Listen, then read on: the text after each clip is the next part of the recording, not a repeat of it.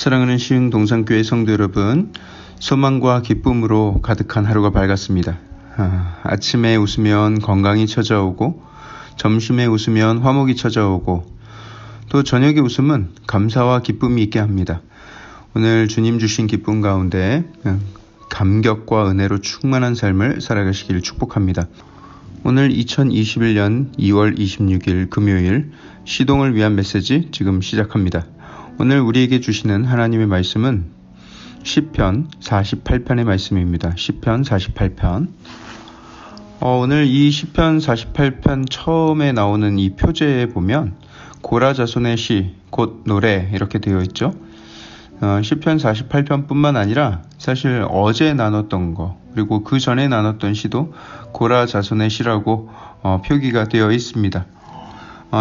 총 150편의 시편 중에서 12편이 고라 자손의 시라고 표기가 되어 있습니다. 그러면 고라는 누구인가? 고라는 이스라엘 역사를 거슬러 올라가다 보면 출애굽 시대에 그 이름을 찾을 수가 있죠. 바로 민수기 16장에 나오는 고라의 반역에 대한 이야기가 기록되어 있습니다. 모세와 아론의 권위에 대항하여서 자신들에게도 특권을 달라고 요구했던 그런 인물인데, 그러다가 하나님께 저주를 받아서 땅이 쫙 갈라지고 그 속으로 확 빠져버리는 사건이 나옵니다. 성경에서는 산채로 음부에 들어갔다 이렇게 표현을 하고 있습니다. 그때 죽은 사람이 250명이었다. 땅이 삼킨 사람들이 그리고 불로 사른 사람들이 250명이었다 이렇게 성경은 기록합니다. 그런데 고라의 무리와 함께 했던 사람 250명 다 싹 그냥 땅속에 다 빠져버리고 죽었는데, 고라의 아들들은 죽지 않고 살았습니다. 그 자리에 함께 있지 않았던 아들들은 심판에서 제외가 되었던 것이죠.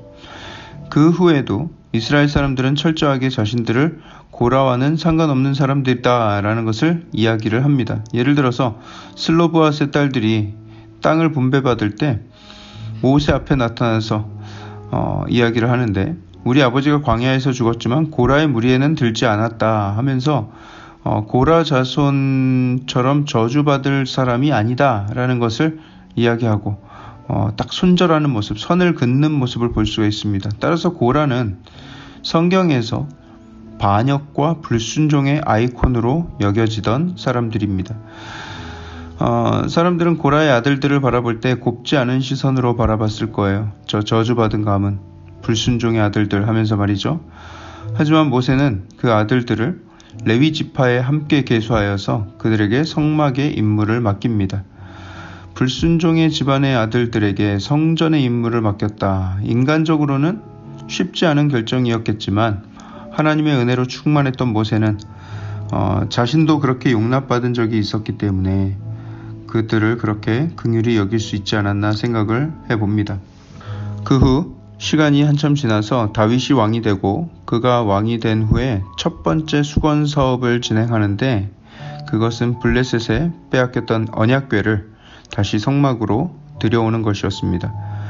그리고 다윗은 그 성전 앞에서 찬송하는 직분을 사람들에게 맡겼는데, 역대상 6장 33절을 보면 헤만이라는 사람이 찬송하는 자라고 그 이름이 기록되어 있습니다. 최초의 솔리스트라고 할 수 있죠. 이스라엘에서 또는 레위 지파 중에서 가장 좋은 목소리를 가진 인물 헤만입니다. 그런데 그의 족보가 그 뒤에 바로 이어져서 나오는데, 그 조상들의 이름을 쭉 나열하고 있습니다. 그렇게 몇 절 뒤에 가다 보면 우리 귀에 익숙한 이름이 나오는데, 그 이름이 바로 고라입니다. 모세 앞에서의 반역자, 불순종의 아이콘. 그 자손에게 은혜와 자비가 주어져서 그 자손은 결국 성전에서 하나님을 노래하는 자가 되었으니, 여러분 이게 얼마나 감격스러운 일입니까? 그 성전 앞에서 헤만 혼자 찬양한 게 아니라 그때 찬양대가 조직되었습니다. 그래서 여호사밧 왕 때 이 고라 자손들로 이루어진 찬양대가 전쟁에 앞서 나가면서 심히 큰 소리로 여호와 하나님을 찬송했다 이렇게 기록을 하고 있습니다. 그때 하나님은 그 고라 자손들의 찬양을 들으시고 모압과 암몬의 연합군을 확 쓸어 버리셨죠. 이 찬양대의 중요한 역할, 그리고 그 찬양대의 중심에는 고라 자손이 있었다는 것입니다. 과거를 들추면 한도 없이 작아지고 내세울 것 없고 부끄러운 뿐인 집안이었지만 하나님께 은혜를 받은 이후에 하나님의 성전의 임무를 다하고 목소리 높여 찬양을 부르던 고라 자손이 이렇게 하나님께 존귀하게 쓰임받는 것을 우리가 발견할 수가 있습니다. 오늘 본문에서 그들은 찬양을 하는데 시온성, 예루살렘성을 노래합니다. 높고 좋은 위치에 있고 또 산세와 더불어서 모든 건물들이 웅장하고 견고하게 서 있는 모습을 감탄하며 찬양합니다. 실제로 예루살렘성은 다른 고대의 성들에 비해서 특별히 더 훌륭하다라고 말할 수 있는 편은 아닙니다. 어느 나라에 가면 이 정도 성이 없겠나 싶은 생각이 들어요. 하지만 그 성을, 예루살렘 성을 그처럼 아름답고 견고하다고 찬양할 수 있었던 이유는 하나님이 함께하고 계셨고 또 하나님이 지키고 계신 성이라는 그 믿음이 있었기 때문입니다. 인간적으로 봤을 때도 상당히 멋지고 매력적인 성인 것은 분명합니다. 그래서 많은 나라의 왕들이 그 성을 노리고 공격을 하려 했지만 그 안에 하나님이 함께 계심을 보면서 그들은 보고 놀라고 두려워서 빨리 지나갔도다 이렇게 기록을 하고 있죠. 또 7절에는 여호와의 동풍이 다시스의 배를 깼도다 이렇게 기록을 하고 있는데요. 동풍은 대륙에서부터 불어오는 굉장히 건조한 바람이었습니다. 사막바람. 그래서 동풍이 지나가면 들풀이 다 마르고 농작물이 다 타 죽는 거예요. 그래서 동풍은 성경에서 저주와 심판의 상징으로 늘 묘사가 됩니다. 그 동풍이 다시스의 배를 깼다고 하는데 여러분 다시스 하면 누가 생각나죠? 네, 요나가 니느웨로 가라는 명령을 피해서 다시스로 도망가려고 했죠. 당시 사람들의 세계관으로는 다시스는 이 세상의 끝이라고 여겨지는 곳이었습니다. 현재 스페인 남쪽을 가리키고요.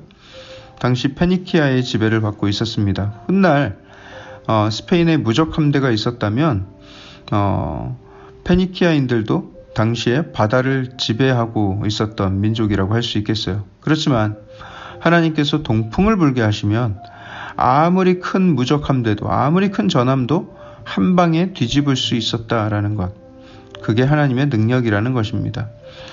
우리의 삶을 위협하는 것들, 우리를 두려움에 빠지게 하는 것들, 하지만 그 모든 문제들보다 크신 하나님, 그 하나님을 의지하여 나아가야 합니다. 하나님을 찾고 간구해야 합니다. 언제까지 간구만 하나? 언제까지 기도만 하고 있어야 되나? 여러분, 기도를 얼마나 해야 될까요? 내 마음의 그 모든 문제들보다 하나님이 훨씬 더 커 보일 때까지 해야 합니다.